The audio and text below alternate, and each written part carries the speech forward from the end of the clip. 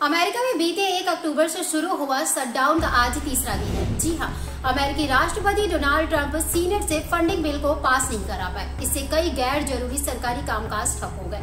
इसी बीच विपक्षी Democrats Obama health care जैसी सुविधाओं में सब्सिडी जारी रखने और कटौतियों को वापस लेने की अपनी मांगों पर अड़े हुए हैं। इन मांगों का असर वहां की सदन में देखने को मिला, जहां बगैर वोटिंग कराए ही उच्च सदन को स्थगित कर दिया गया।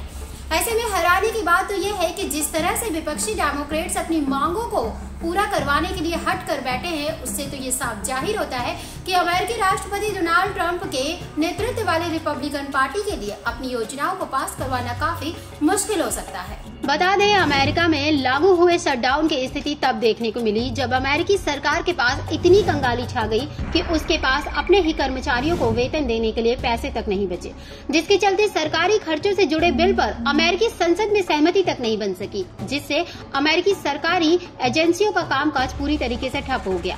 हालांकि इस शटडाउन की वजह से भारत के साथ ट्रेड डील पर चल रही बातचीत पर किसी तरह का कोई भी असर नहीं पड़ा है।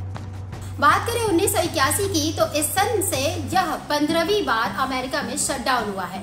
वहीं 2018 के बाद से देश में पहली बार इस तरह की शटडाउन स्थिति सामने नजर आई है। पिछला शटडाउन 35 दिन तक चला, जो अमेरिका के इतिहास में सबसे लंबा शटडाउन था। सूत्रों के मुताबिक अगर जल्द ही कोई हल नहीं निकला तो सितंबर का जॉब रिपोर्ट निकलवाने, हवाई यात्रा में देरी, अमेरिकी सैनिकों को वेतन दिए जाने पर भी इसका असर पड़ सकता है। करीब 7.5 लाख कर्मचारियों को अस्थायी रूप से बगैर वेतन की छुट्टी पर जाना पड़ सकता है।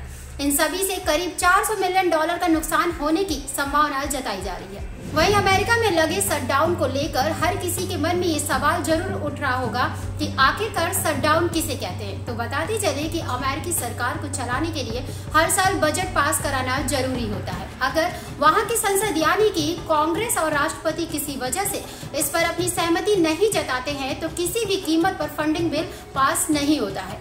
ऐसे में सरकार को मिलने वाला पैसा रुक जाता है और वो अपने कई विभागों को चलाने की स्थिति में कामयाब नहीं हो पाता है, जिससे अमेरिकी सरकार का कामकाज पूरी तरीके से बंद हो जाता है, जिसकी वजह से सरकारी कर्मचारियों को वेतन नहीं मिल पाता है। इसे ही शटडाउन कहा जाता है। ऐसी खबरों को देखने के लिए बने रहिए जर्नलिस्ट कैफे न्यूज के साथ।